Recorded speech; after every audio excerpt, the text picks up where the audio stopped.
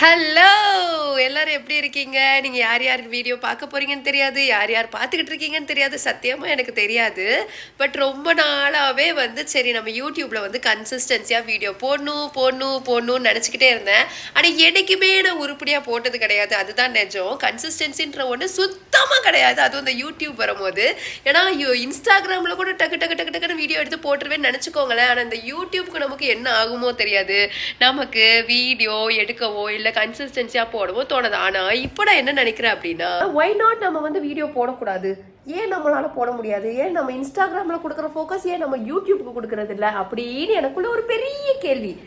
அது மட்டும் இல்லாமல் நம்ம யாருன்னு சொல்லணும்ல. என் பேர் ராஜி, எனக்கு ஒரு பையன் இருக்கான், அவன் பேர் அர்வி.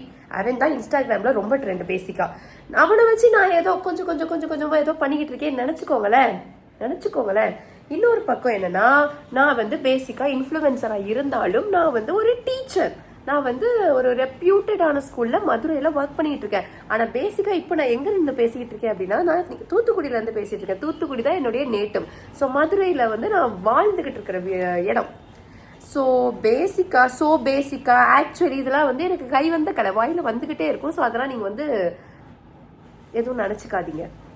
நான் இந்த சேனல்ல என்னென்ன போஸ்ட் பண்ண போறேன் அப்படின்றது எனக்கே தெரியாது. ஏன்னா ஆல்ரெடி நம்ம வீடியோ எடுத்துட்டு இருக்கோம், எல்லாம் பண்ணிட்டு இருக்கோம். பட் யூடியூப்க்குன்னு ஸ்பெசிஃபிக்கா நான் எதுக்குமே டைம் ஒதுக்கியோ இல்லை எதுவோ பண்ணதே கிடையாது. இன்னொரு விஷயம் என்னன்னா, என்னோட குக்கிங் கலைகளை நான் காட்டலாம்.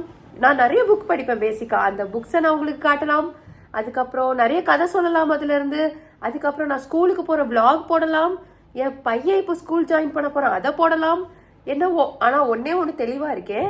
இப்படி மூஞ்சிக்கு நேரம் நம்ம ரெண்டு பேரும் பேசணும். அதாவது நீங்க அங்கிருந்து என்ன பாத்துக்கிட்டு இருப்பீங்க. ஸோ நம்ம ரெண்டு பேரும் பேசணும் அப்படின்றதுல நான் ரொம்ப தெளிவா இருக்கேன். ஏன்னா எனக்கு கனெக்ட் ஆகணும் உங்க கூட.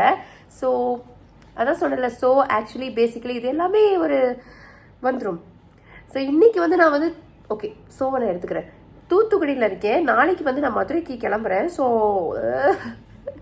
மதுரைக்கு கிளம்புறேன். அதனால நம்மளுடைய பேக்கிங் அன்பேக்கிங் இதெல்லாமே அடுத்தடுத்த விளாக்ஸ்ல நீங்க பார்க்கலாம்.